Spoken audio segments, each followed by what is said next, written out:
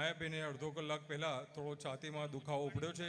પ્રાથમિક ટ્રીટમેન્ટ આપણે એમને આપી દીધી છે અને ECG ને બધું જોવડાયું. થોડીક મારી તબિયત આ જિંદગીમાં પહેલી વાર આવી બગડી છે, એટલે હું આપ બધાની માફી માગવા માટે જાહેર જુગમાં જગદંબા તું જોગણી, જાહેર જુગમાં જગદંબા તું જોગણી, માતું પરગઠ પીઠળા,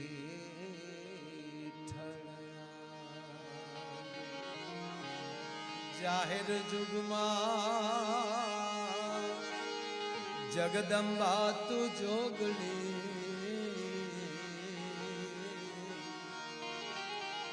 માતું પરગઠ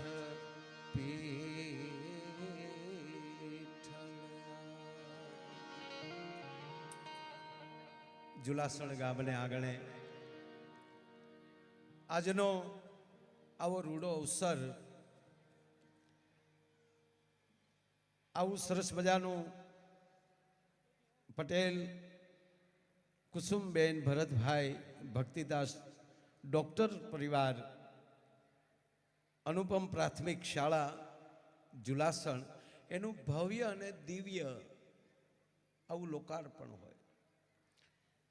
દાતાશ્રીઓના સન્માન, પહેલાં તો આ દાતાઓને તાળીઓના ગગડાટથી વધાવો, કારણ કે મને મને બહુ એ વાત ગમે છે કે તમે ગમે ત્યાં રહેતા હો, પણ વતન, ભગવાન કૃષ્ણ કહે છે અર્જુનને, હે ધનંજય, માતૃભૂમિ એ માતૃભૂમિ છે, અને બીજું કે માં જનની અને જન્મભૂમિ એ સ્વર્ગ કરતા મહાન છે. અને જે વ્યક્તિ પોતાની જન્મભૂમિને, પોતાના વતનને એ કદી ભૂલે નહીં, એ વ્યક્તિનો કોઈ દિવસ પરાજય ન થાય. તો આજે દાતાઓ જ્યાં અમેરિકાથી કેમભાઈ ને બધા, અમે જ્યારે માં ઉમિયા માતાનું મંદિરની જ્યારે પ્રતિષ્ઠા હતી ત્યારે જુલાસણને યાદ કર્યું. કોના કોના નામ લઉં, બધાને ત્યારે ખૂબ બધાએ આપણને મને વાત કરેલી, તો એના આવા ઉજળા પ્રયાસો બધા દાતાઓના હું અહીંયા આવી શક્યો. આપ બધાની જ્યારે અહીંયા અદ્ભુત હાજરી છે. CM સાહેબને મળવા ગયા, એણે પણ ખૂબ સારી હા પાડી. તો ફરી વાર બધાને દાતાઓને હું ખૂબ ખૂબ ધન્યવાદ આપું છું. મન તો નથી થતું મૂકવાનું, પણ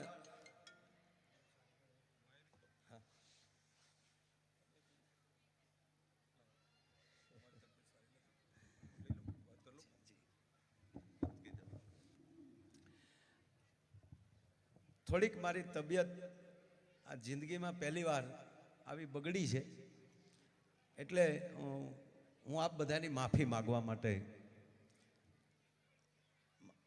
મારો કોઈ એવો ઈરાદો નથી કે હું અહીંથી જ્યારે નીકળી શકું, પણ આપ બધાને હું ખૂબ ખૂબ દાતાઓને પ્રણામ કરું છું, તમામ વડીલોને પ્રણામ કરું છું.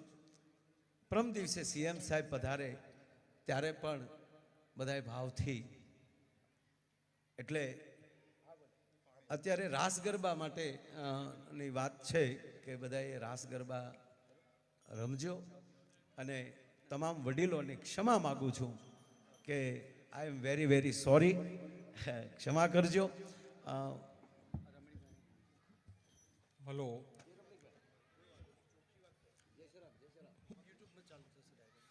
અત્રે પધારેલા ગામના વડીલ ભાઈઓ બહેનો દાતાઓને એક જાણ કરવાની કે માયાબેને અડધો કલાક પહેલાં થોડો છાતીમાં દુખાવો ઉપડ્યો છે. પ્રાથમિક ટ્રીટમેન્ટ આપણે એમને આપી દીધી છે અને ECG ને બધું જોવડાયું મોટા હોસ્પિટલમાં, તો થોડું એમને મોટા હોસ્પિટલમાં શિફ્ટ કરીને આગળની એક કાર્યવાહી કરવી છે. આપણા મહેમાન છે, જવાબદારી આપણી ડબલ છે.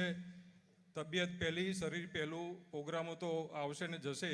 એમને કીધું કે હું પ્રોગ્રામ પૂરો કરીને જ જઈશ, પણ અમે કીધું તમને 5 મિનિટથી વધારે અમે નહીં આપ બોલવા દઈએ, અને અમારી જવાબદારી છે, મહેમાન અમારા છો તો અમે એમને આપને શિફ્ટ કરશું. તો માયાભાઈ આપ ચિંતા કરશો નહીં, બધાના આશીર્વાદ છે, બધાના આપણે બહુ સારી રીતે ટ્રીટમેન્ટ થશે અને બધું સરસ થઈ જશે. માતાજી ભગવાનને પ્રાર્થના કરો. અને આગળનો પ્રોગ્રામ આપણે એક માયાભાઈનું અથવા જે કંઈ કમિટી નક્કી કરે સ્ક્રીન ઉપર ભાઈ પિયુષભાઈ લેશે.